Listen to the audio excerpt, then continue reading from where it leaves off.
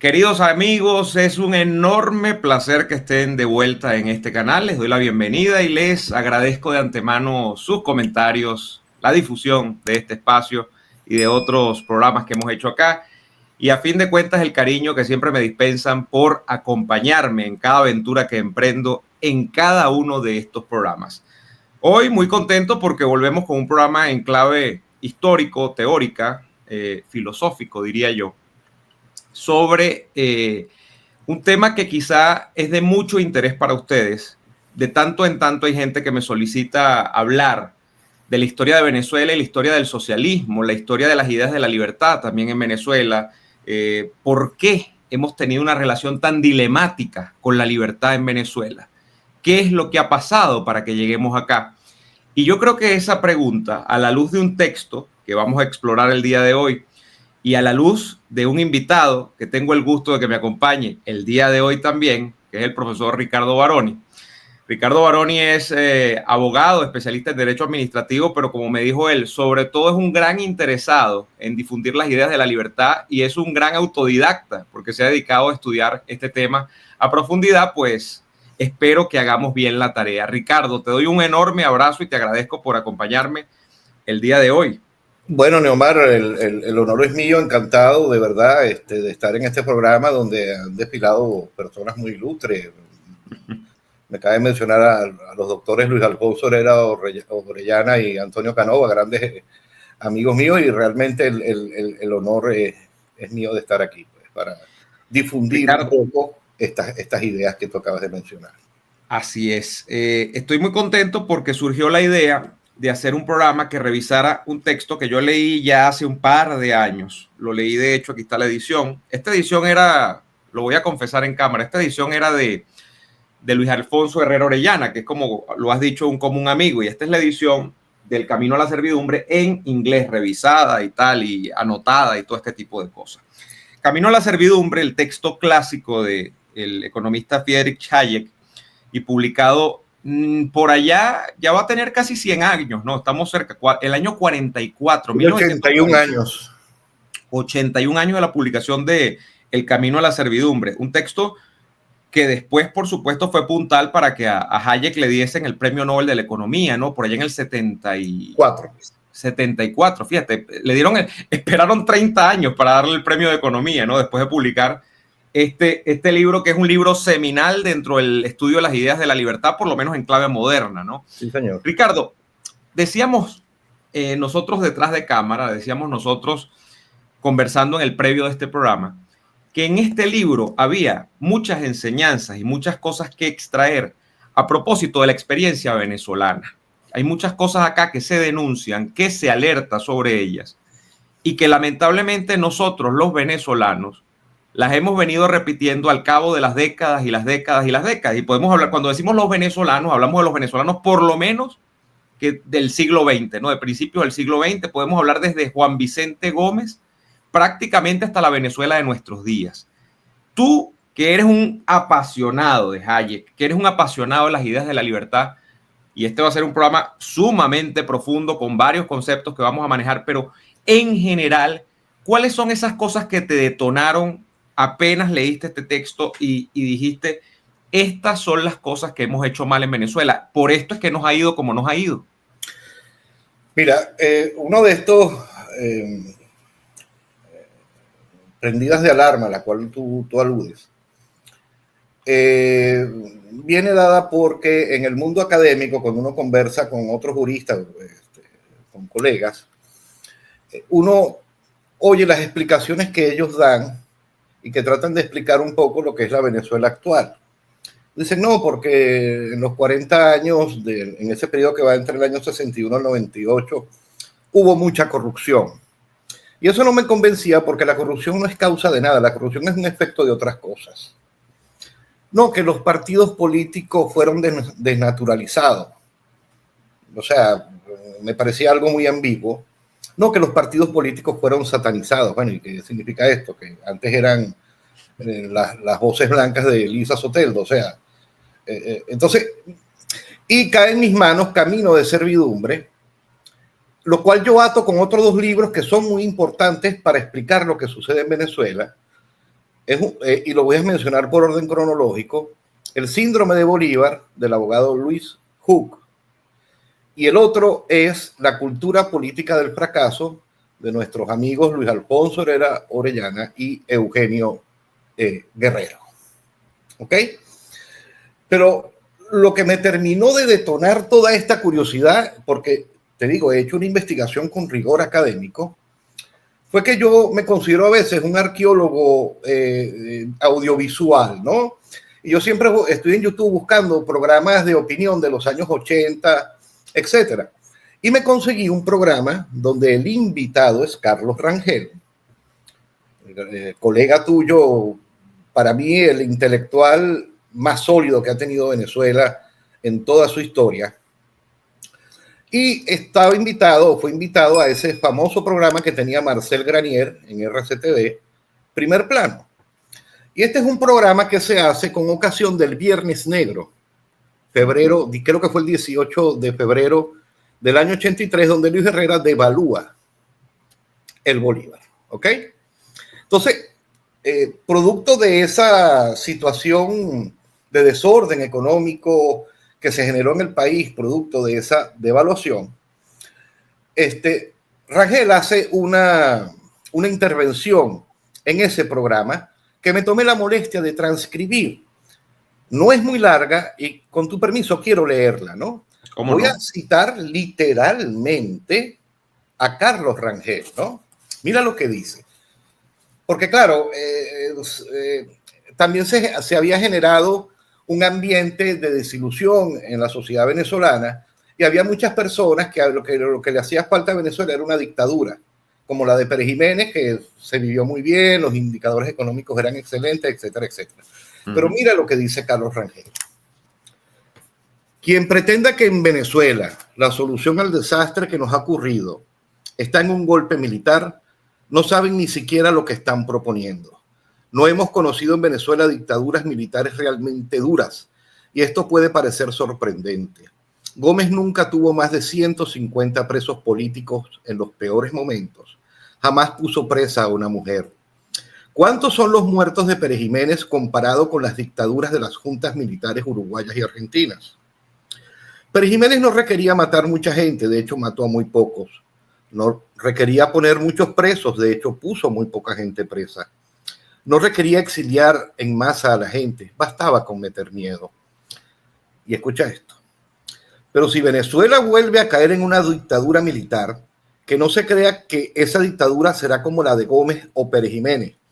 Entre otras cosas, porque los demócratas han construido una base de poder tan grande que el dictador que llegue encontrará todas las leyes, todas las instituciones y todos los reales que le hagan falta para doblegar a todos. En efecto, una de las cosas de las que no se dan cuenta nuestros dirigentes políticos es que por la vía que nos han traído, y esto lo dijo Rangel en el 83, están amenazando no solamente la economía, que ya está en ruinas, sino amenazando la libertad en Venezuela. Si Venezuela vuelve a caer en una dictadura militar, esa dictadura se encontraría con una serie de elementos y palancas de poder listas y fabricadas. Si Venezuela vuelve a caer en una dictadura militar, habría miles de presos, miles de muertos, miles de exiliados, miles de desaparecidos. O sea, es imposible. Coño, qué vaina tan arrecha, discúlpamela. Ser venezolano y no emocionarse, o que a uno se le erice la piel leyendo esto, considerando que esto lo dijo Carlos Rangel en el año de 1983.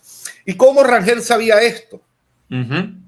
¿Tenía los poderes proféticos de Nostradamus? No creo. ¿Tenía una máquina del tiempo y fue al futuro y regresó? Tampoco. Y esta es la explicación a la cual creo más plausible y veraz, que Rangel leyó Camino de Servidumbre, donde Friedrich von Hayek establece una teoría, pero no teoría como hipótesis o suposición que requiere ser comprobada, sino teoría como modelo que explica la realidad y que estará vigente hasta tanto haya un modelo nuevo que cambie el paradigma, lo cual no ha ocurrido en 81 años. De hecho, el tiempo y la historia parecen darle la razón a Hayek, que explica cómo el socialismo, incluso en su versión más light, que es la socialdemocracia, tiene una gran tendencia hacia a convertirse en un régimen dictatorial, autoritario y en casos mucho más graves, totalitarios. ¿Cómo elabora Hayek esta teoría? Aunque creo que primero hay que mencionar quién fue Hayek. Hayek nació en 1899 en Viena y murió en Friburgo en 1992. Vivió casi 93 años. Wow. Era economista, doctor en economía y derecho, porque antes del año 40 casi todo el mundo ese título se daba de un solo golpe.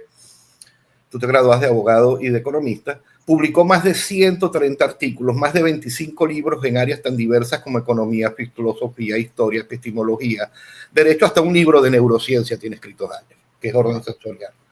Y Hayek, para mí, junto con Ludwig von Mises, son los dos pensadores más imponentes y colosales de todo el siglo XX, por la manera que tuvieron de entender cómo funcionan realmente las sociedades humanas. Hayek, en este libro, que lo escribe en el año 44, es un grito de desesperación de Hayek a Occidente, porque él notaba que habían dos cosas que lo molestaban totalmente. Una, que las personas contemporáneas de ese momento no entendían lo que era el nazismo, ¿ok? Y la otra, que él veía con preocupación de que era muy probable que el Partido Laborista Socialista en Inglaterra ganase, y él ya empezaba a ver una tendencia en Inglaterra de un estado social incipiente. ¿Qué sucede? ¿De dónde Hayek saca esta teoría? Hayek era austríaco en una época donde, bueno, sabes que Austria y Alemania son vecinas. Y Hayek ve un proceso de unas 2 décadas más o menos que nace con la Constitución de Weimar. La Constitución de Weimar es la segunda constitución del mundo que establece lo que es un Estado social. Aquí una nota a pie de página para explicar brevemente lo que es el Estado social. El Estado social pretende ser un punto intermedio entre el Estado liberal capitalista y el Estado socialista. ¿Ok? Es ese Estado que da educación gratuita, que da salud gratuita, que da vivienda digna, que te cuida de viejito. Y si lo ves así, Venezuela, por lo menos del año 61 y constitucionalmente, tuvo siempre un Estado social, ¿no? Por cierto, Ricardo, la mayor expresión del Estado social la tenemos actualmente en media Europa. Europa funciona basada en el principio sacrosanto del Estado social, que es consecuencia de la socialdemocracia moderna. Correcto. Y que es el sistema de gobierno dominante, por lo menos en el mundo occidental. Que también se le conoce allá como el famoso estado de bienestar y todo esto. Exactamente. En este tipo de estado, a diferencia del socialista, que elimina totalmente la propiedad privada, el Estado solo se reserva ciertas actividades, por lo general las más lucrativas, y deja espacio para un libre mercado altamente regulado. ¿Ok? Pero ya iremos desarrollando. Pero eso es el Estado social. Entonces Hayek se da cuenta de que el Estado social, por una dinámica que vamos a ir explicando, tiene una tendencia, es una ley de tendencia, no es una ley natural, no es inexorable, se puede evitar, pero tiene una gran tendencia a llevarnos a regímenes dictatoriales, autoritarios y, en el más grave de los casos, totalitarios, ¿no?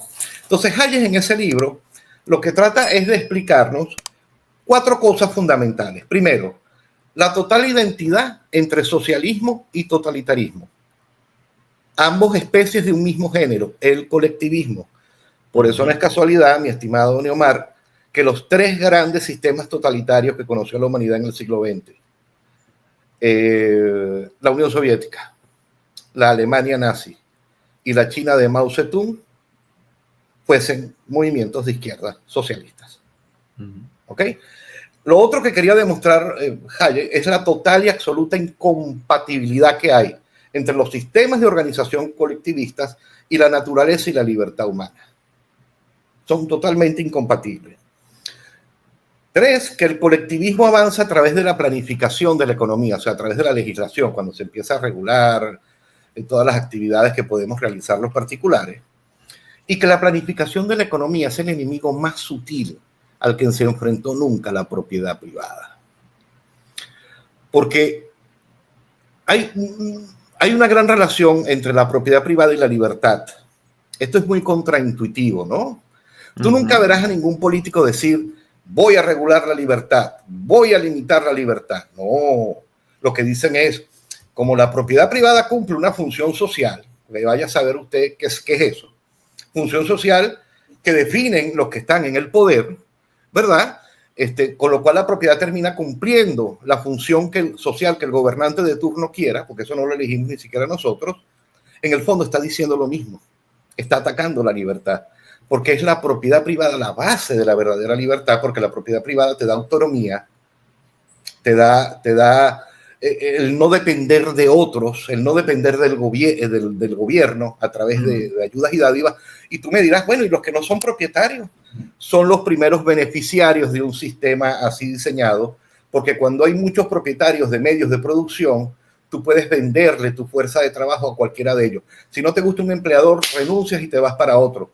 Distinto es cuando en una sociedad hay un solo y único propietario. Entiéndase, el Estado.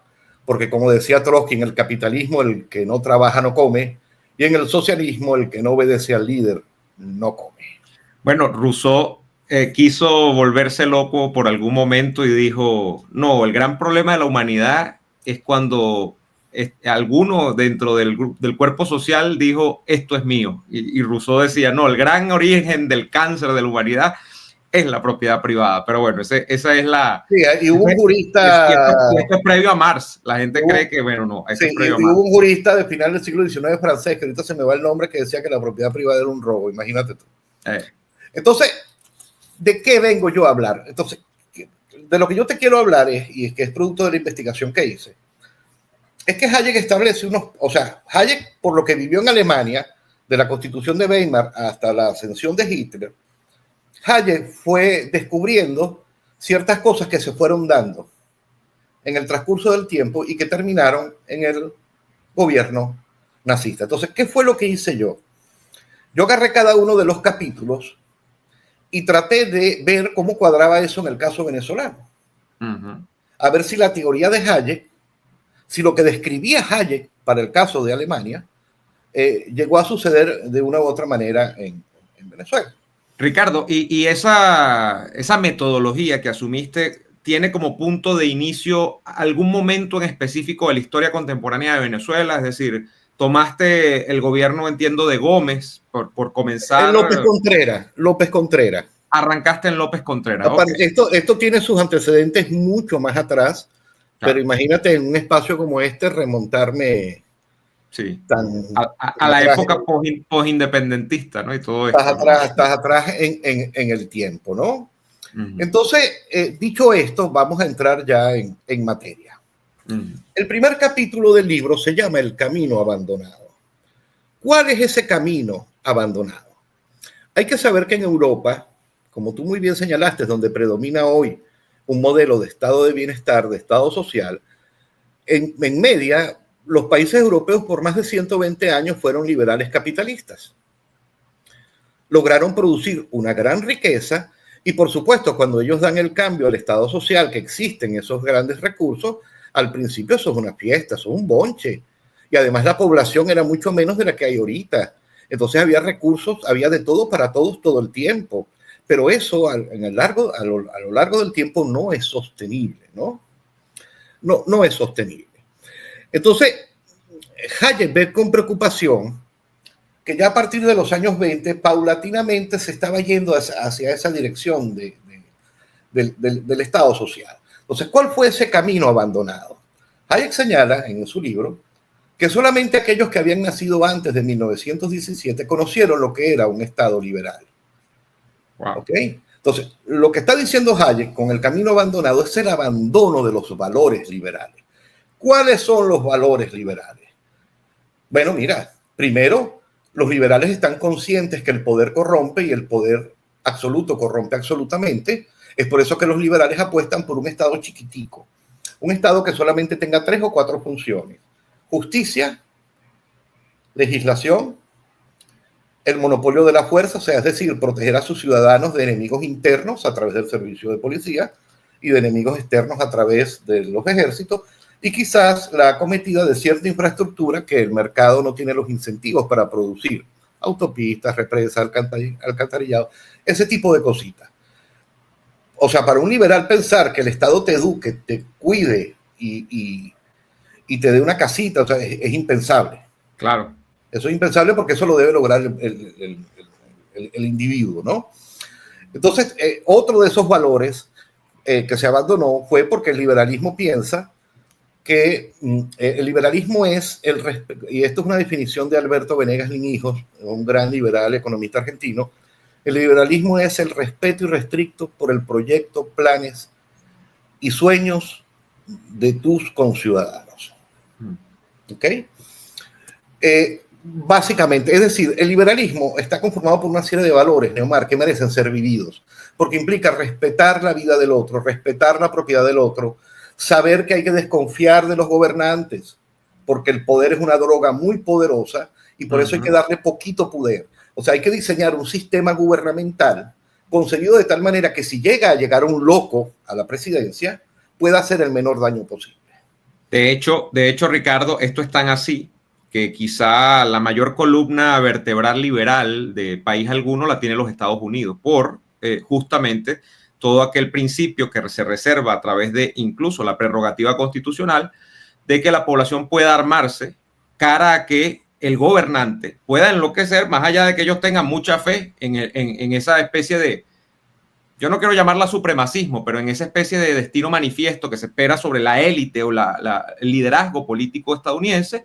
Ellos dicen sí, pero es humano, a final de cuentas puede ser un loco, y en ese sentido, esto hay gente que no lo entiende, hay gente que no entiende por qué en Estados Unidos el tema del armamento, digamos, como derecho constitucional a través de la enmienda, existe, y es por esto, es porque la tiranía es una posibilidad en el horizonte, en función de que el que va a gobernar siempre es humano. Entonces, eso es un principio muy liberal. Fíjate que, bueno, acabas de mencionar la segunda enmienda de la Constitución, que más que un derecho al porte de armas, es una prohibición al Congreso de prohibir a su vez el porte de armas. Ah, exacto. Y pero como se hacen las cosas allá, prohibir que prohíban.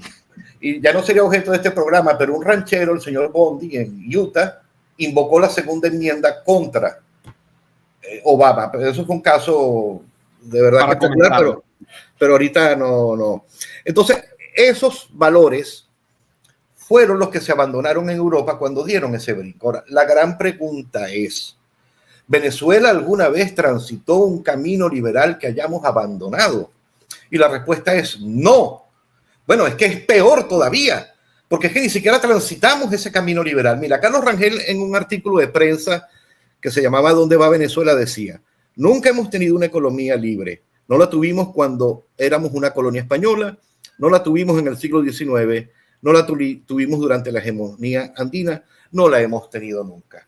O sea que esas ideas de libertad, que son las que llevan a la prosperidad de los países, nunca cuajaron en Venezuela.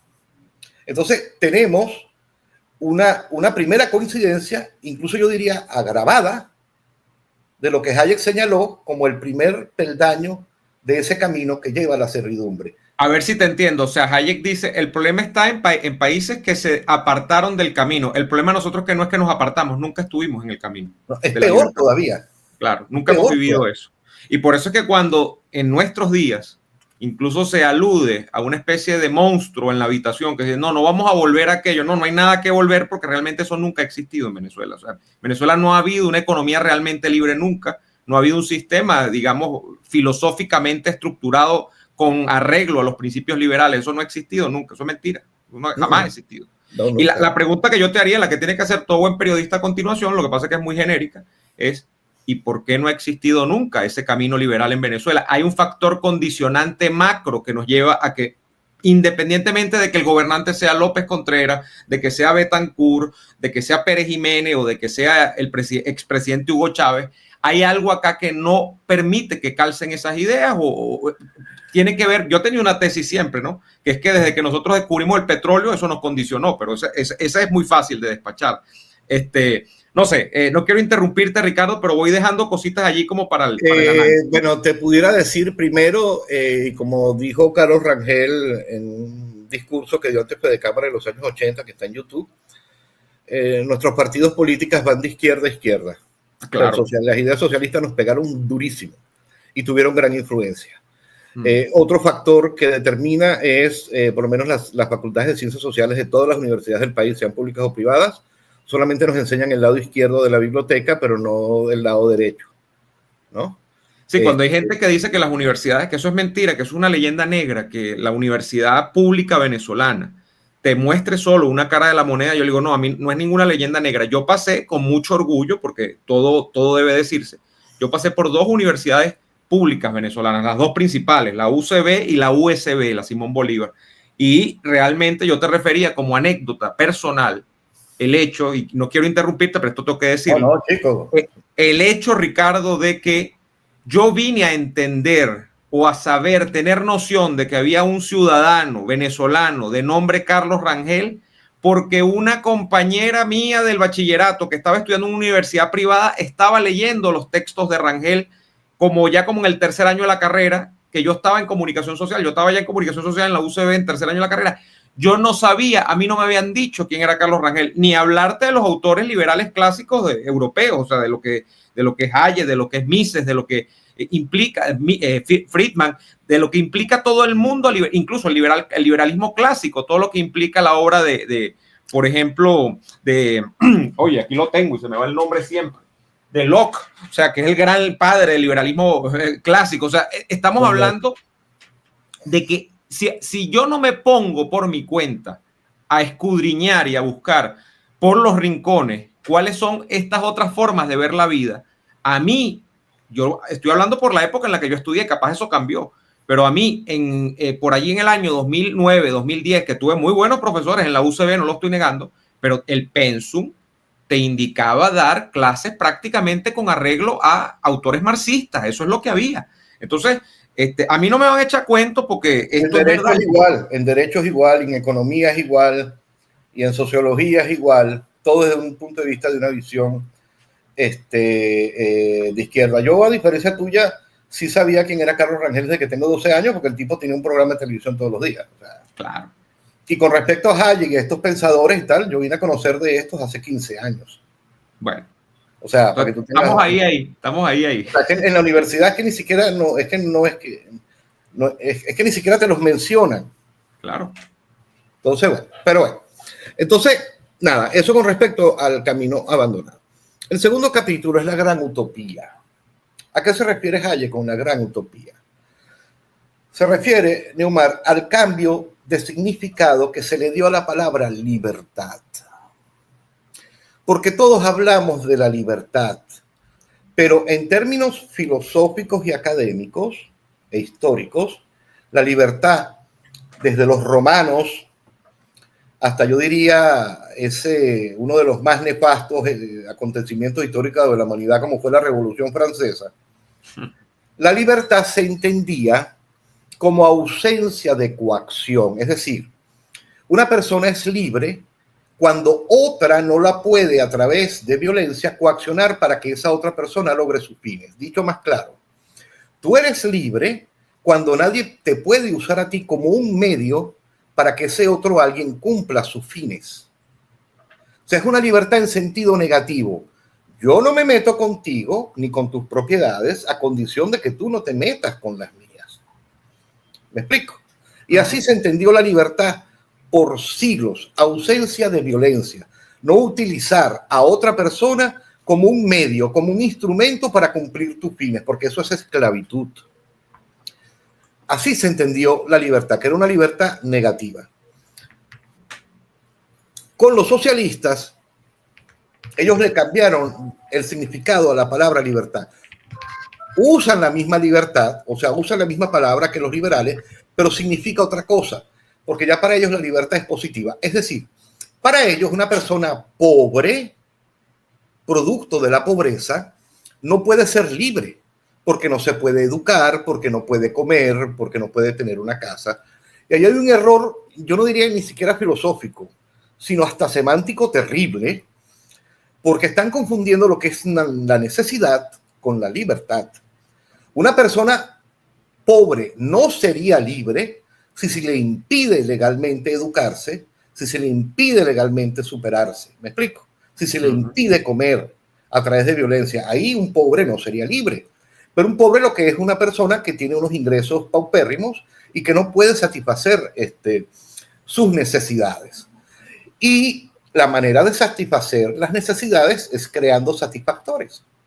¿Y cómo se crean los satisfactores al menor costo posible y con mayor variedad?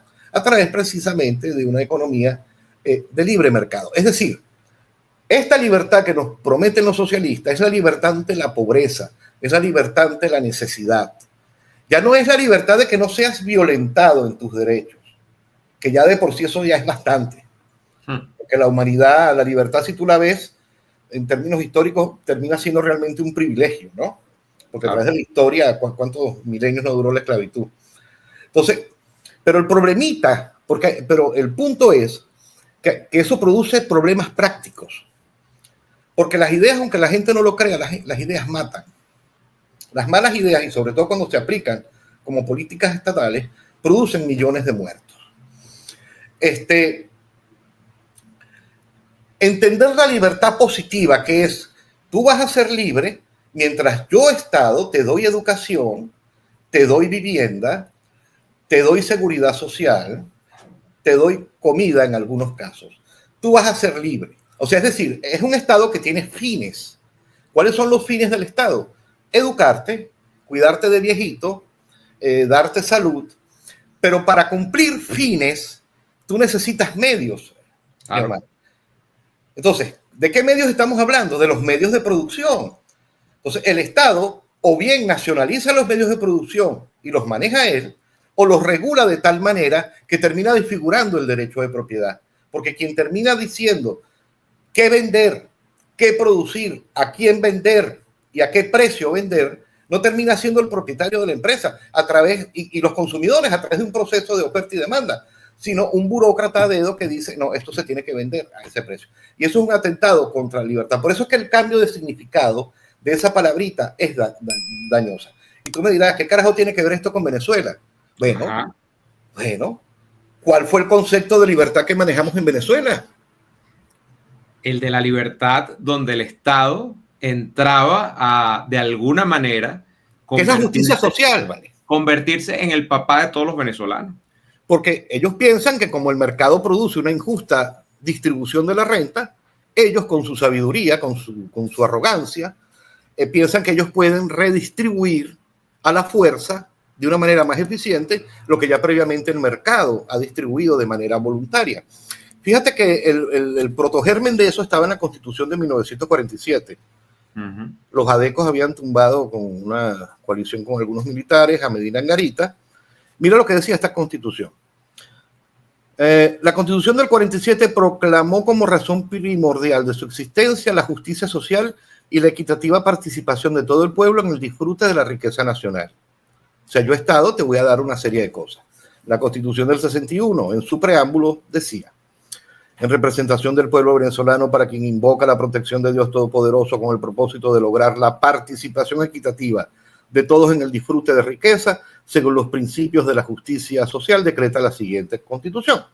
Y la Constitución del 99, en su artículo 112, dice: el Estado promoverá la iniciativa privada garantizando la creación y justa distribución de la riqueza, así como la producción y bienes de servicio que satisfagan las necesidades de la población. Insisto en la idea. Entender la libertad sí implica que el Estado tiene fines, cuidarte, educarte, darte casita, pero para cumplir fines necesitas medios. Claro. Y entonces eso lleva al Estado a controlar unos medios que estarían mejor en manos de los privados. Entonces, ese segundo paso que señala Hayek se dio en Venezuela. No sé si estamos de acuerdo. Estamos en sintonía, así es. Lo es. acabo de demostrar. O sea, esto es científico. El tercer paso que habla Hayek es entender, o que era lo que se entendía en Alemania, que la planificación de la economía era algo inevitable. ¿Por qué? ¿Cómo se justificaba esto en Alemania? Bueno, en Alemania se justificaba porque se decía que como la sociedad moderna es muy compleja y genera problemas nuevos, solamente esa complejidad y esos problemas pueden ser abordados a través y controlados y anulados a través de la planificación que hace el gobierno de la economía y de la vida en sociedad.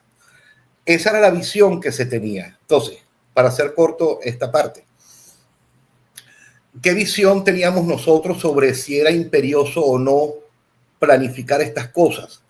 Y aquí me voy a permitir citar a Bruber Carías, un libro de él escrito en los años 70, se llama El Estado Incomprendido. Para quienes no sepan quién es el doctor Alan Bruber Carías, para mí ha sido el jurista, para bien o para mal, que mayor impacto produjo desde el punto de vista de las ciencias del derecho en Venezuela en el siglo XX. No se puede negar la influencia que tuvo Bruber Carías, porque Bruber Carías es el que trae a Venezuela prácticamente el derecho administrativo. Ok.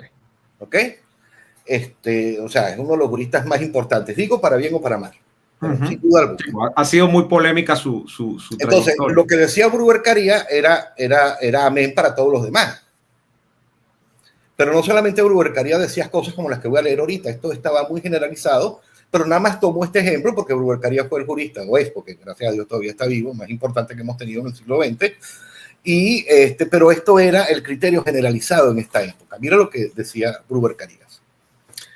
Tengo la clara conciencia que el Estado y su administración pública tienen que ser los conductores del proceso de desarrollo, pues en Venezuela es el sector público el que está en posición excepcional de poseer los recursos necesarios para ello, de disponer la capacidad para tener la visión o información necesaria y global de la economía y de la sociedad, indispensable para la toma de decisiones. Y también solo el Estado tiene el poder necesario para asignar y ordenar los generalmente escasos recursos con el objeto de acelerar el desarrollo y orientar los medios económicos, financieros y monetarios con el objeto de volcarlos al logro del bienestar social. Es decir, que en Venezuela la visión que se tenía de la planificación estatal de la vida en sociedad era algo que era imperioso, que solamente el Estado podía hacerlo, como si nosotros, los ciudadanos, fuésemos unos idiotas que no pudiésemos ordenar nuestros propios asuntos. Pero esa inestabilidad de la planificación, y aquí voy a entrar en este terreno, el debate no es si es buena o mala, si es moral o inmoral, si es deseable o no. El problema es que es imposible científicamente. Es imposible, y eso lo demostró Hayek en un articulito que se llama El uso del conocimiento. ¿Por qué? ¿Por qué? Neomar, nosotros tuvimos que planificar este encuentro.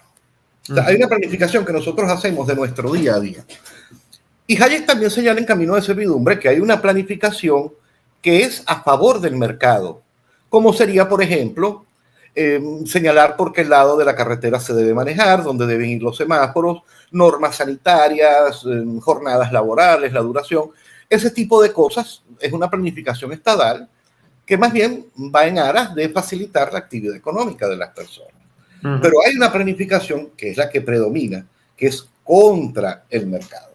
Pero más allá de eso, el planificador, para planificar, Neomar, tú para planificar un viaje, ¿qué necesitas? Necesitas información. Primero, sobre los precios, sobre lo que te va a costar el viaje. Segundo, en qué avión, en qué línea te vas a ir. ¿En qué hotel te vas a quedar? ¿Qué sitios vas a visitar? ¿Ok? Y bueno, y tú buscarás esa información. El punto que te quiero resaltar que para planificar a cualquier nivel, ya sea individual o de una empresa o de un estado, se requiere información. No se puede planificar sin información.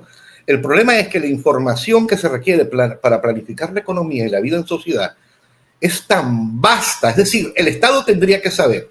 Mira lo que tendría que saber el Estado para hacer una planificación eficiente. ¿Quiénes son todos los empresarios? ¿Dónde están todas las materias primas? ¿Cuáles son todas las oportunidades de negocio? ¿Habrá alguna innovación que haga que un producto previo salga o no del mercado? ¿Cómo saber eso? Y además tendría que saber todas las preferencias, gustos, caprichos y deseos de cada uno de los consumidores. Y esa vaina es imposible porque incluso Con el tiempo tú cambias de preferencias. Eso cambia minuto a minuto. Y lo peor de todo, Ricardo, es pensar que ayer, hoy o mañana va a haber la posibilidad de que un burócrata sentado en un escritorio pueda determinar, como ya ha pasado N veces, no solo en la Venezuela actual, sino en la de ayer también, porque aquí existió, a mí me lo decían siempre, recuerde lo que fue la Comisión Nacional de Precios, la CONACOPRESA. Aquí existió la regulación de una arepa de carne mechada que no valía igual que la arepa de queso amarillo. Eso a mí me lo contaban los comerciantes. Hay una regulación del gobierno de Luis Herrera que señala que las arepas que se vendían al público tenían que pesar 120 gramos. Bueno, todo al detalle. ¿Cómo tú planificas cada detalle de la vida económica de las personas? Y más siendo un burócrata que está sentado de 8 a 5, si es un buen burócrata y está sentado toda la jornada laboral y no está por ahí pajareando, de 8 a 5 en un ministerio, y detrás de ese escritorio tú me vas a decir que él, además, en la época de antes, donde había menos información que ahora, porque ahora por lo menos existe internet, ¿no? Y se supone que la información corre como un caudal del río.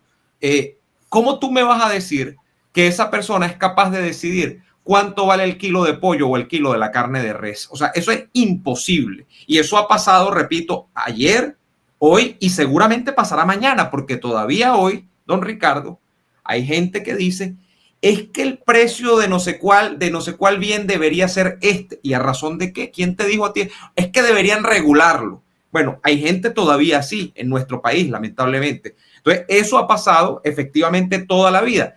Uno, asumir al Estado como el principal agente económico, como usted lo ha leído allí en ese extracto de un texto de Brewer. Y dos, asumir que ese Estado tiene la capacidad, o sea, pensar erróneamente que ese Estado tiene la capacidad real de planificar la economía de un país cuando no es así. Te dejo para que sigas hablando. Es que estoy totalmente de acuerdo contigo. Ese tipo de burócratas, lo que lo caracterizaba era lo que Hayek decía, la fatal arrogancia, ¿no? Totalmente. Esa era la palabra de Hayek, la frase de Hayek, la fatal arrogancia. Sí, creer que saben. Es que creen que saben. Que es un libro. Que fue el último libro que escribió en el año 89, por cierto. Y la otra razón técnica es que asumamos que a través de los avances que hemos tenido en informática, pudiéramos recabar toda esa información, que es imposible porque cambia minuto a minuto. Pero supongamos que se puede. Siempre el planificador va a tener la planificación de ayer. Siempre podrá recabar, si es que, pues, que no existe una tecnología todavía que haga eso. Aunque pueda recabar toda la información que se necesita, siempre tendrá un registro histórico de lo que fue ayer y no de lo que será hoy, porque el proceso y la sociedad son entidades dinámicas, no son estáticas. Considerar a la sociedad sí es considerar que no nos movemos, que somos fijos, inmutables, que no cambiamos de gustos ni de preferencia, ni de hábitos. O sea, entonces, insisto en mi idea, ¿cómo aterrizamos este capítulo de Hayek, donde se consideraba que la planificación era inevitable? Bueno, así se consideraba en la doctrina venezolana, por lo menos en el mundo del derecho y el de la economía. ¿Ok? El siguiente paso o el siguiente capítulo de Hayek se llama Planificación y Democracia. Hayek señala que la democracia puede llegar a convertirse en un sistema totalmente dictatorial, ¿no? Lo que se conoce como la dictadura de las mayorías. Y aquí te voy a decir algo que es muy contraintuitivo. Aquí lo menos es más. Es decir, mientras menos votes en democracia, más democracia vas a tener. ¿Y por qué aludo esto? Porque el modelo imperante de democracia, por lo menos en Occidente, volvemos sobre esto, es el de socialdemocracia. Es decir, socialdemocracia que funda un Estado social que cumple unos fines, pero para cumplir esos fines tiene que controlar medios que pudieran perfectamente estar en manos de la sociedad. Cada vez que el Estado quiere cumplir un fin y arrebata medios a la sociedad se empobrece. La sociedad pierde libertad. ¿Me explico? Entonces, que fue uno de los aportes de los padres fundadores de Estados Unidos, que era lo que se llamaba la democracia limitada o democracia liberal.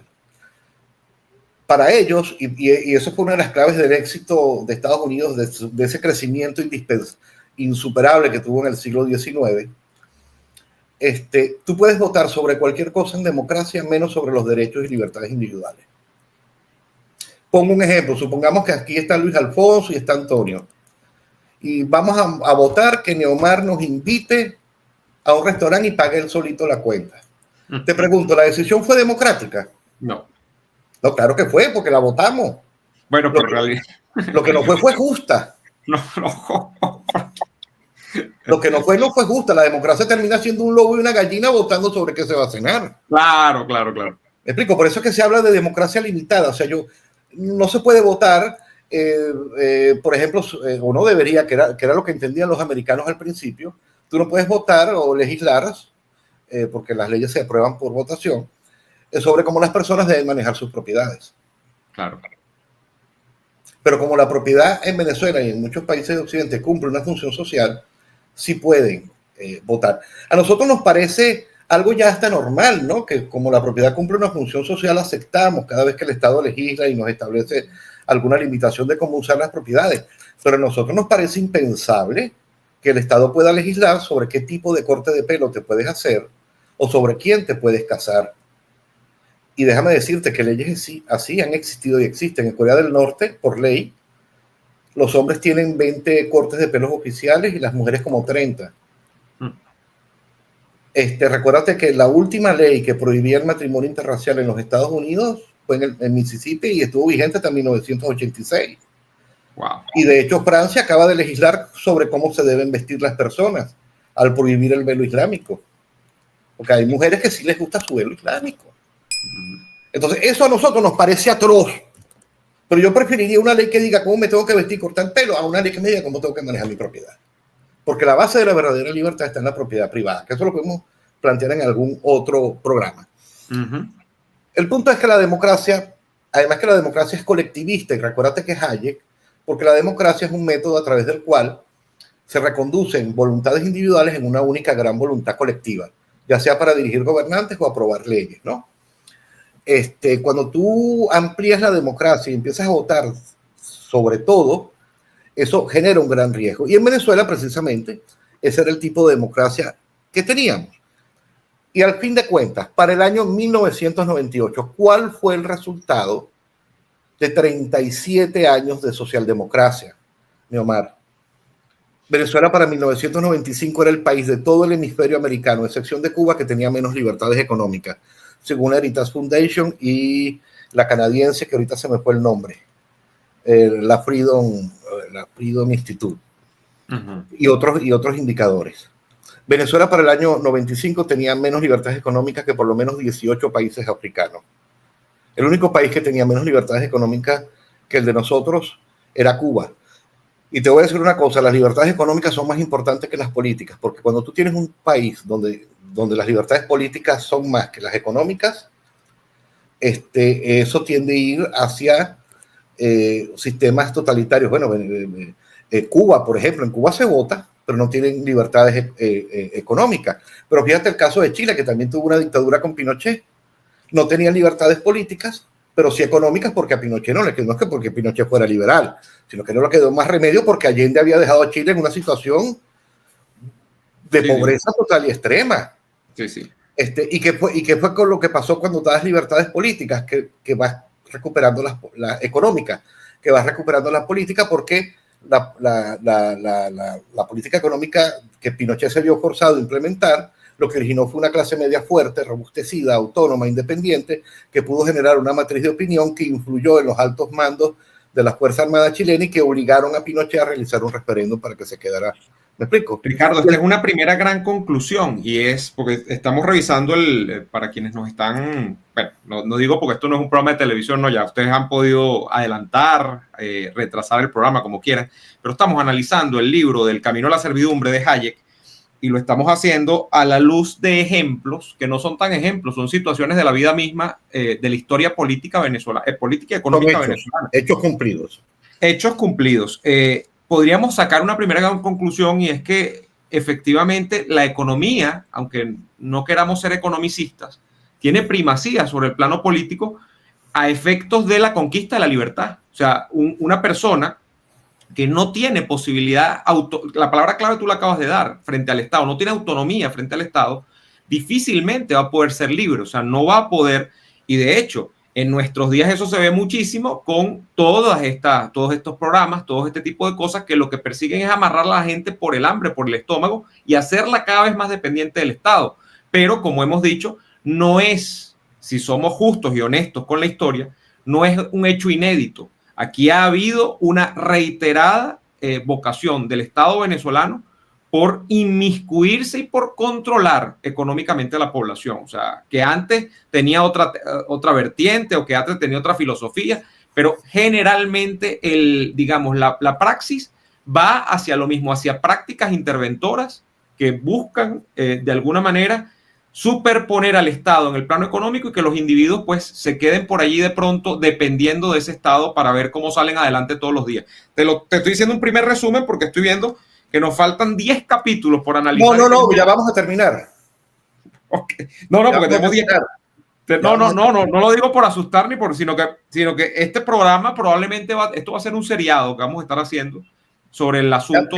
Te prometo que ya vamos a terminar. Ah, bueno, porque yo tengo... Y el punto es que también no solamente éramos ya al final de este periodo de los 40 años el país con menos libertad económica, sino que Venezuela, que apostó más al Estado que al mercado, para el año 98 el 45% de su población estaba en pobreza y de ese 45% el 20% en pobreza extrema. Para el año 98 Chile tenía 7 años de democracia y apostó más al mercado que al Estado. Consecuencia, 27% de pobres, mucho menos que nosotros, con mucha menos democracia. Porque, y termino con esto por el capítulo de la democracia, no podemos asumir que la verdadera base de la libertad es la democracia. La democracia está sobrevalorada. La democracia lo que es un procedimiento para contestar a una pregunta: ¿quién manda? Pero la democracia no responde a dos preguntas que son mucho más importantes y que me interesan más. A ver. ¿Cómo te mandan? ¿Y cuánto te mandan? O sea, la democracia responde a la pregunta ¿quién gobierna? Pero no cuánto te gobiernan y cómo me gobiernan. Eso lo responden otros conceptos como la del república, liberalismo, etc. O sea, a mí, mira, me da igual si estoy en una monarquía, con un faraón, con un zar, con un rey o con un presidente electo, con tal de que no se meta en mi vida, en mis propiedades y que no me impida conseguir mis fines. Eso ya es bastante. Ya es bastante.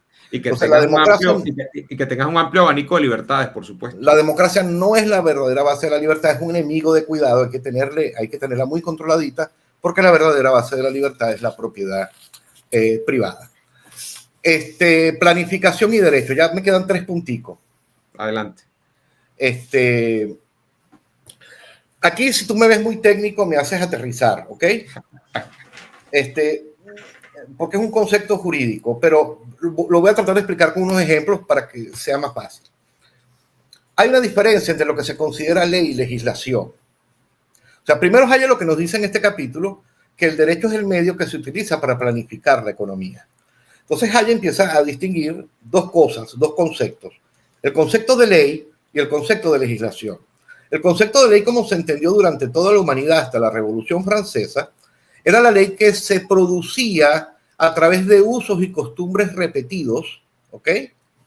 Que llegaban y generalmente aceptados, que llegan a transformarse en normas jurídicas. Era un derecho consuetudinario, producto de la costumbre, era un derecho que hacía la sociedad con los jueces. Era el juez quien descubría que en cada caso qué era derecho y qué no era derecho. Y es una manera muy eficiente de crear derecho, porque es un derecho que se va creando de manera espontánea, evolutiva y a través de procesos de ensayo y error. Y si un criterio de un juez es útil para resolver un caso, se usa para casos futuros parecidos y se convierte en derecho. Distinto es la legislación. La legislación ya no es producto de procesos evolutivos, ya no es producto de la costumbre, ya no es producto del ensayo y error, sino de unas personas que modernamente llamamos diputados y senadores, asesorados por expertos que se encierran en una pared con un techo que llamamos parlamento y de manera constructivista, racional, que se piensan más sabios que el resto de todos nosotros juntos, nos dicen cómo tenemos que organizar nuestras vidas, nuestras propiedades, nuestros negocios. A eso Hayek lo llamaba legislación. Entonces, la gran diferencia entre lo que se entendía como ley y legislación era que las leyes, en un sentido clásico, eran generales, permanentes y abstractas. ¿Qué significa esto? Que eran leyes iguales para todo el mundo, que eran leyes que no establecían privilegios para grupitos y que eran leyes que tenían una duración muy dilatada en el tiempo, sin perjuicio de que pudieran hacerse pequeñas mejoras. Pero cuando una norma jurídica tiene mucho tiempo de vigencia, eso da mucha seguridad jurídica, porque tú sabes ya de antemano cuál será la consecuencia de tus actos si actúas de una manera o de otra. A diferencia de la legislación, que ya no son normas generales, son normas específicas, son normas pensadas para ayudar a grupitos. Cuando una ley das un subsidio, una cosa de esa, o cuando dictas protecciones arancelarias para favorecer a tus empresarios amigos que te financiaron la campaña. Eso suena. Son leyes que establecen privilegios, pero hay otra cosa. La ley, como la entiende Hayek, que estamos hablando de derecho civil, mercantil, derecho penal, es una ley que nos ayuda a resolver problemas. El Código Civil te dice cómo se hace un contrato y qué tienes que hacer, ni Omar, si tú y yo firmamos un contrato y yo lo incumplo, qué tienes que hacer y qué puedes hacer para obligarme a cumplir. El Código Civil ayuda a resolver problemas de linderos entre dos copropietarios de fondos colindantes. El Código Civil te ayuda a resolver los problemas de herencia. ¿Qué pasa cuando una persona muere y no tiene hijos? ¿Quién hereda primero? Bueno, el papá, y si no hay papá, bueno, los hermanos. O sea, ayuda a resolver problemas. Y es un derecho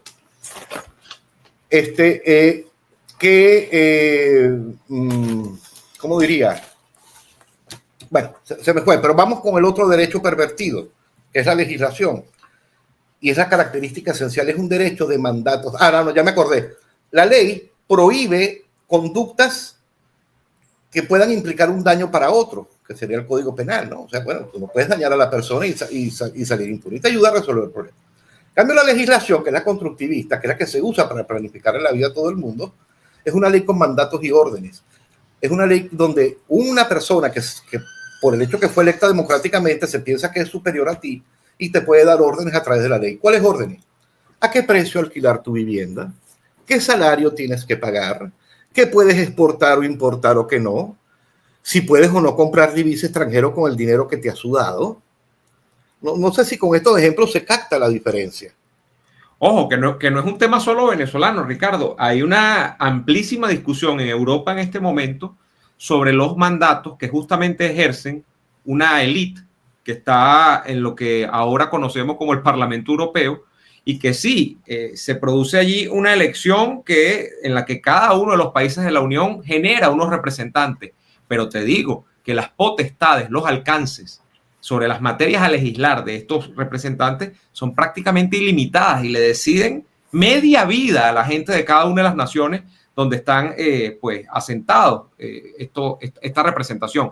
Fíjate, incluso la discusión va más allá, porque hay un organismo dentro de la Unión Europea, que es la famosa Comisión Europea, que no la elige directamente la gente, sino que pues, es producto de una negociación política de los partidos que alcanzan mayor número de bancadas dentro del Parlamento, y la Comisión Europea prácticamente es la que decide el destino de los países de Europa. Entonces, esto que tú estás diciendo me resuena mucho en Europa, pero claro, eso lo hemos vivido en Venezuela, lo hemos vivido en varias oportunidades, y tiene que ver en la pregunta acá es ¿hasta dónde se supone que los que son representantes políticos son unos investidos celestiales para decidirle el destino a la gente? O sea, y eso pasa.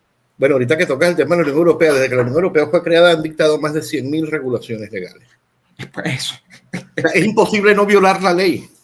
Es muy complicado. Es muy complicado. ¿Y te recuerdas de las palancas de poder listas de las que hablaba Rangel? Sí. Que era la implementación de las políticas públicas que se establecieron en esos años, del 61 al 98, a través de la ley. Mira lo que decía Hayek. Y vas a ver el paralelismo. Hayek decía en Camino a Servidumbre: el ocaso del Estado de Derecho había avanzado constantemente en Alemania durante algún tiempo, antes que Hitler llegara al poder, y que una política muy avanzada hacia la planificación había ya realizado gran parte de la obra que Hitler completó. Estaba todo de alguna manera seteado para que eso se diese. O sea, sí, mira, y con decirte que faltan 10 capítulos, no faltan 10 capítulos, porque yo no estoy analizando todos los capítulos, porque hay unos capítulos que Hayek habla de relaciones internacionales del nazismo, yo no estoy tocando eso. Ya me faltan 2 capítulos y terminamos. La intervención económica y el totalitarismo. Aquí Hayek planteaba que los economistas estaban conscientes de que planificar la economía tenía cierto grado de autoritarismo. Estaban conscientes.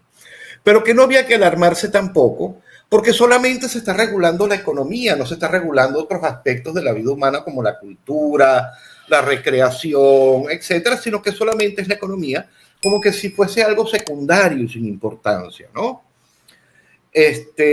Y realmente no es así. No es así. Fíjate qué percepción, cómo se entendía esto en Venezuela.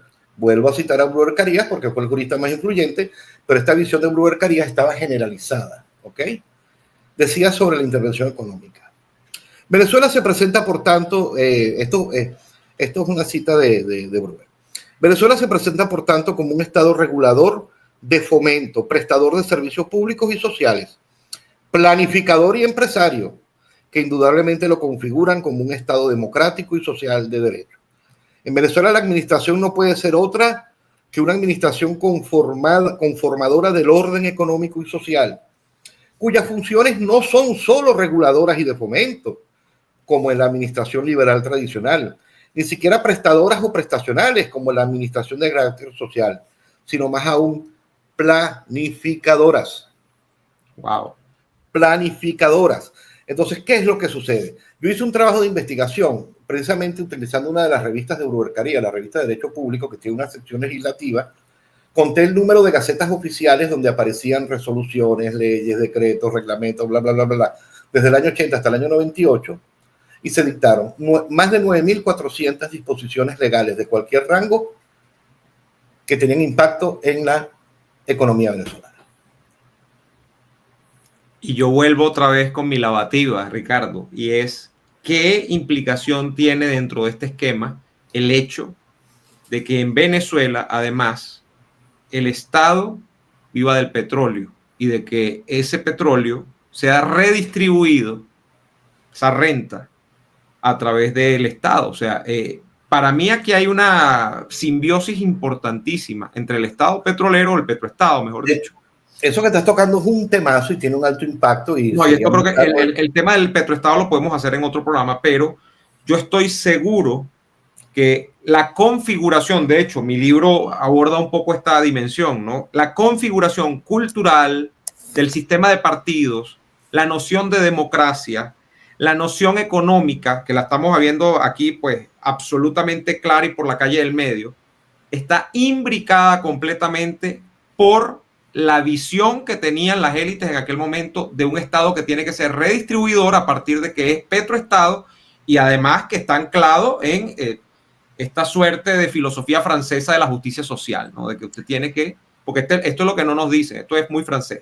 Sí, y complementando lo que estás diciendo del petroestado, solamente voy a parafrasear a nuestro amigo José Valentín González, que tiene un articulito muy interesante sobre el Estado petrolero, y te doy este dato. Tradicionalmente, la actividad petrolera en Venezuela representaba el 90% de las divisas que ingresaban en la economía venezolana. Y José Valentín, con un criterio que comparto, señalaba que eso convertía a Venezuela en una cuasi Unión Soviética. Para que tengamos dimensión, 90% del ingreso vía petrolera. Del total del PIB. Sí. O sea, eso no es poca cosa. Y aquí sí quisiera decirle algo a las personas que nos pueden estar escuchando. El pensar que la economía es algo secundario, no señor, la economía es todo. Y usted dirá, pero usted sí es materialista. No señor, porque yo puedo tener fines que no son económicos, pero para cumplir cualquier fin, ineluctablemente, de manera inevitable, necesitas bienes económicos. Enamorar a la mujer que te gusta. Oye, tienes que comprarte un perfume, una pinta bien bonita. A salir, le da unos regalos. Tal. Tener hijos es una decisión económica.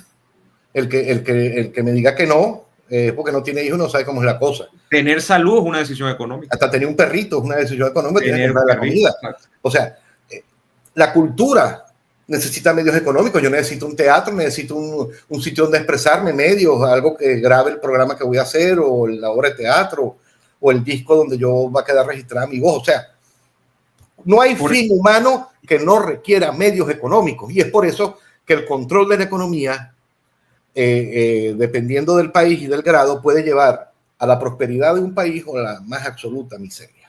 Así es. Bueno, por ahí está el dicho, ¿no? Que, oye, el dinero no lo es todo, pero ¿cómo ayuda, no? Para que tú veas el nivel de intervención que tuvimos en el periodo de Adecos y Copellanos, te voy a leer brevemente un extracto de Luis Hook, Síndrome de Bolívar, para que tengas una pequeñita idea del nivel de intervención de la socialdemocracia venezolana en esos años. Dice, además de las innumerables resoluciones administrativas regulando los precios de los alimentos en general, medicamentos, baterías para vehículos, insumos agrícolas, vehículos rústicos, libros y textos escolares, juguetes, bebidas gaseosas, candados, servicios de restaurante, fósforos, termómetros y hasta las pajuelas de semen producidas por el Ministerio de Agricultura y Cría para ser vendidas a los ganaderos. Además de todos esos controles de precio, encontramos en el índice de leyes vigentes de la publicación del Departamento Legal de la extinta filial de PDVSA, Meneven, una recopilación francamente impresionante de todas las leyes, decretos, reglamentos, estatutos y resoluciones a nivel social que poco espacio dejaban a los ciudadanos para el ejercicio de sus libertades individuales. Escucha esto. Se ha legislado a través de leyes, decretos y resoluciones, entre otras materias, sobre los siguientes temas. La explotación de las abejas, acaparamiento y especulación, aeropuertos y aeródromos, agencias de viajes, agua, alfabetización, alcoholes, alimentos concentrados para animales, armas de cacería, automóviles, balnearios, bancos, basura, caballos de carrera, casas de empeño, cauchos, correos, cosméticos, deporte, descargas de buques, educación, ejercicio de la medicina y de la enfermería, sobre estacionamientos, sobre funerarias, ganadería, gasolina, grasa, higiene mental, hipódromos, incendios, indígenas, leprocomios, mataderos, meteorología, minas, museos nacionales, música nacional, reumatismo, nutrición, paleografía, periodismo, planificación familiar, propaganda comercial, protección familiar, radiofusión, seguro social obligatorio, teléfonos, telégrafos, televisión, transfusión y bancos de sangre, universidades, usura, vallas publicitarias, ventas de parcelas, y todavía Luis pone etcétera. Y la colonia Tovar.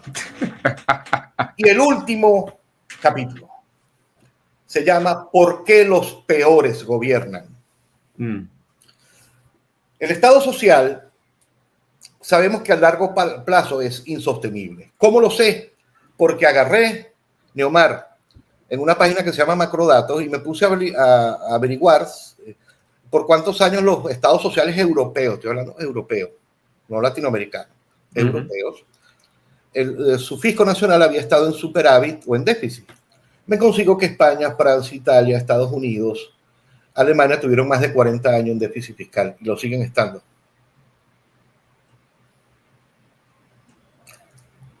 ¿Eso qué pasa?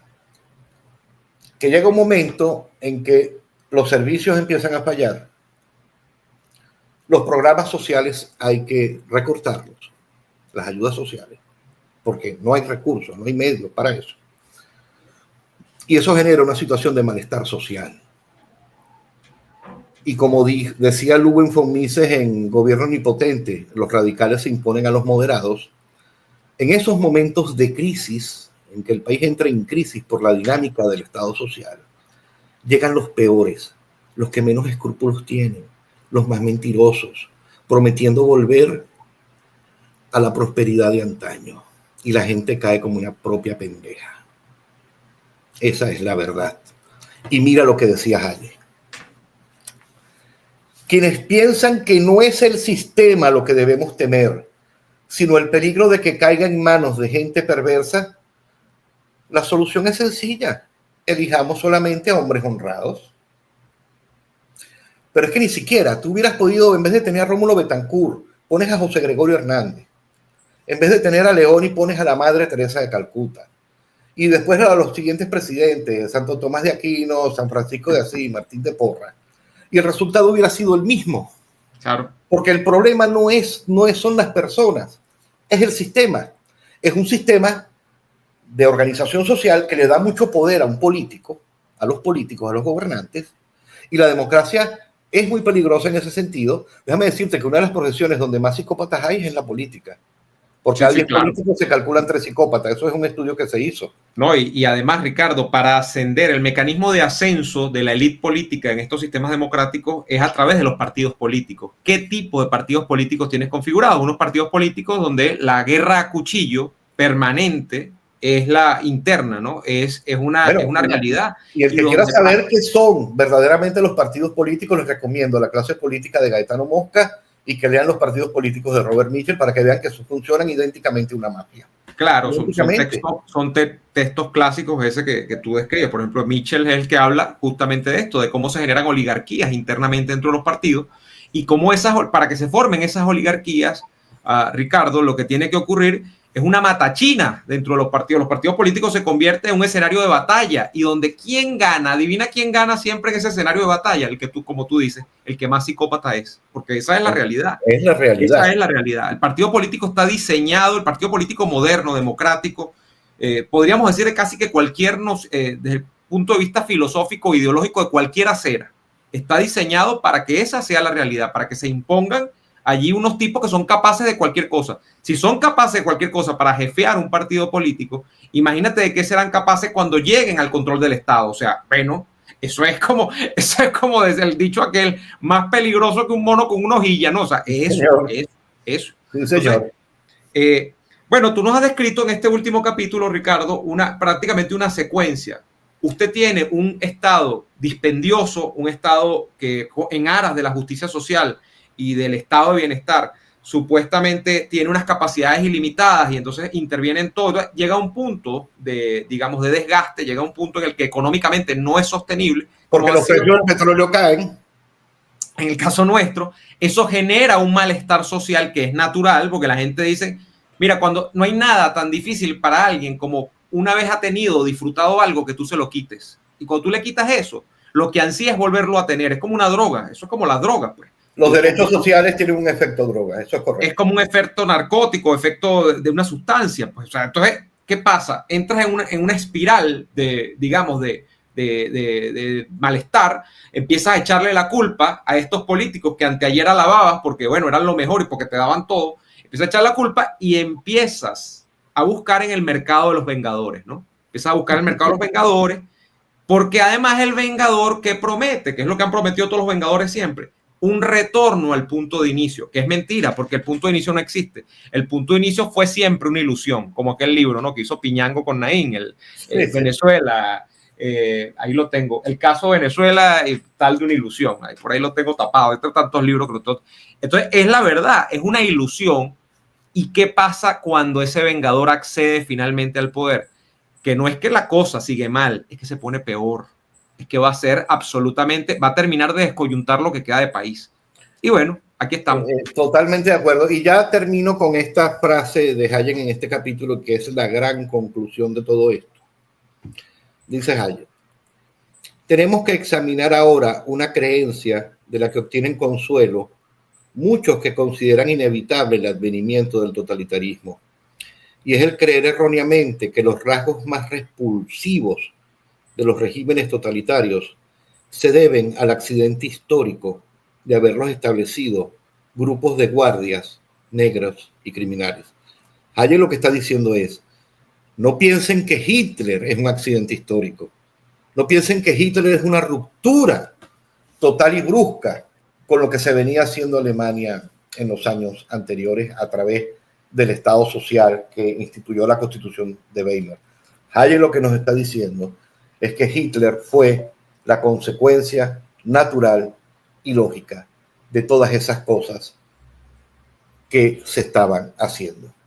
Y hoy existe una realidad que nos envuelve, que fue consecuencia total y directa de lo que se venía haciendo anteriormente. No es una ruptura brusca, no es un accidente histórico, y es la gran conclusión que se puede sacar de esto. El empeño, Neomar, porque prácticamente me autoinvité para tu programa, tengo que decirlo, y sin ningún tipo de vergüenza, fue que yo veo con desespero en canales de YouTube de corte académico jurídico cómo mis colegas siguen defendiendo el mismo tipo de derecho, el mismo tipo de medidas de políticas públicas y de medidas económicas que explican muchas cosas de lo que hoy es nuestra realidad.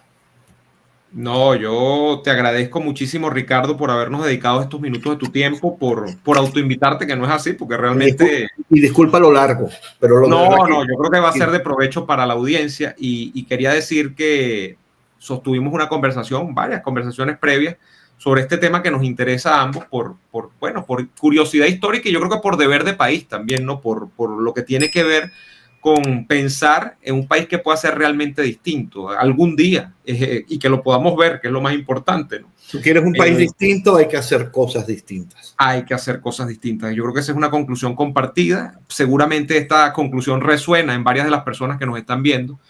Y quiero invitarte, Ricardo, a que en próximos programas desarrollemos más ideas de este tipo, porque de verdad que ha sido un placer escucharte y revisar, pues, repito, un texto que tengo rato que no reviso, pero que es muy poderoso, no solo por su capacidad explicativa de una situación puntual en Europa o de una circunstancia que ocurrió hace casi 100 años en Europa, sino que sigue teniendo, y esos son los grandes libros, cuando tú ves que la capacidad explicativa que tienen trasciende la frontera y trasciende la barrera temporal y que pueden todavía ser aplicables para entender qué es lo que le pasa a otros países como el nuestro, ¿no? Entonces, eso que señala Hayek pasó en Chile con Allende, pasó en Cuba y ha pasado en muchos países, pasó con las juntas militares, con Perón. O sea, es que es una historia que por lo menos en nuestros países, teoría Camino de Servidumbre tiene una vigencia tan actual y que explica mejor que nadie las cosas que rigen actualmente en esta realidad espacio-temporal que nos toca habitar. Ricardo, yo quisiera dejarle alguna coordenada tuya a la audiencia en términos de redes sociales, pero creo que no eres de actuar mucho. No, yo soy... Tú eres old school. Sí, no, yo soy no enemigo, pero no me gusta, además que no tengo tiempo, yo prefiero leer. No, haces bien, te digo que haces bien, entre asomarte al X, antes Twitter y estar viendo cosas, yo prefiero que la gente lea. Yo creo que es mejor que la gente lea, está usando mejor su tiempo. Ricardo, te mando un fortísimo abrazo y te agradezco nuevamente por tu explicación tan detallada y por tu pasión para analizar este tema. No, Neomar, gracias a ti, de verdad que, como dije, un verdadero honor. Amigos, el análisis de todo lo que hemos dicho hoy, que es bastante, por supuesto, es de ustedes. Yo les invito a que se suscriban a este canal, que dejen un me gusta si les gustó este video, que me acompañen también con algún comentario acá que nos permita enriquecer la discusión y que, por supuesto, se mantengan al pendiente, porque seguiremos haciendo programas como este en un futuro inmediato. Así que, bueno, ya lo saben, nos vemos en la próxima. Hasta entonces.